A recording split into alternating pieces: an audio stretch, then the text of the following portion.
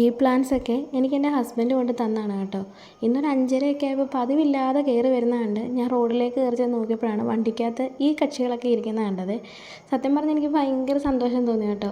കാരണം കഴിഞ്ഞ ദിവസം ഫേസ്ബുക്കിൽ ഒരു ചേച്ചി എന്നോട് ചാറ്റ് ചെയ്തപ്പോൾ പറഞ്ഞു ആ ചേച്ചി ചെടി നടുന്നത് ഹസ്ബൻഡിനും മദർ ഇൻ ലോയ്ക്കും ഒന്നും ഇഷ്ടമല്ല, അതുകൊണ്ട് ഹസ്ബൻഡിൻ്റെ വീട്ടിൽ ഒന്നും ചെയ്യാൻ പറ്റുന്നില്ലെന്ന്. പെട്ടെന്ന് എനിക്ക് ആ ഒരു സംഭവമായിരുന്നു എൻ്റെ മനസ്സിലോട്ട് ഓടി വന്നത് കേട്ടോ.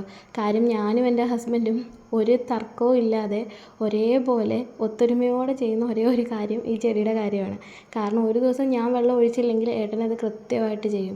ചെടിക്ക് വേണ്ട എല്ലാ കാര്യങ്ങളും എനിക്ക് മേടിച്ച് തരികയും ചെയ്യും. വഴിയിലൊക്കെ കണ്ടാൽ അതാ ഇതുപോലെ കൊണ്ടു തരികയും ചെയ്യും. ഞാൻ ഒത്തിരി ആഗ്രഹിച്ചായിരുന്നു ഈ ഒരു റിയോ പ്ലാന്റ്. ഇതിൻ്റെ ഒരു ചെറുത് എൻ്റെ കയ്യിലുണ്ട്, പക്ഷേ ഇത്രയും ലീഫ് വലുതാകുന്ന എൻ്റെ കയ്യിലില്ല കേട്ടോ.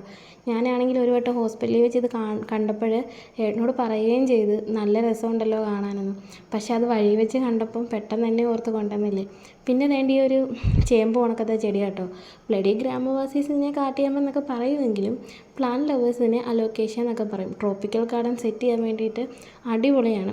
ഈ പ്ലാന്റ് ഇന്ന് ശോഷിച്ചിരുന്നുകൊണ്ട് ഞാനൊരു കമ്പൊക്കെ കുത്തിക്കൊടുത്ത്, കാര്യം അതിനെ പറിച്ചെടുത്തതിൻ്റെ ക്ഷീണം കൊണ്ടാണ്. അപ്പോഴത്തേനും നേരെ വിരട്ടി ഞാൻ പെട്ടെന്ന് വെള്ളം ഒഴിച്ചിട്ട് പെരയ്ക്കകത്തും കയറി.